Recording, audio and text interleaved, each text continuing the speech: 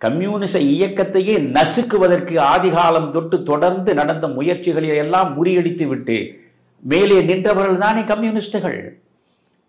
அந்த கம்யூனிஸ்டுகள் சிந்தித்து பார்த்திருக்கிறார்களா? ஒரு விஜய் என்கிற ஒரு தனி நபர், அவர் திருச்சியில் ஒரு மக்களை சந்திப்பதற்காக ஒரு கூட்டம் போடுகிறார். உடனடியாக காவல்துறையின் மூலம் கடுமையான நிபந்தனைகள் விதிக்கப்படுகின்றன. 25 நிபந்தனைகள் விஜய் கூட்டத்திற்காக விதிக்கப்படுகிறது. விஜய் வருகிற பொழுது வாகனத்தில் தலையை நீட்டி வெளியே கையை காட்டக்கூடாது. விஜய் வாகனத்தில் நின்று கொண்டே வழிநெடுக நிற்கக்கூடிய மக்களிடம் கையை அவர் நீட்டவும் கூடாது, கையெடுத்து வணக்கம் செலுத்தவும் கூடாது.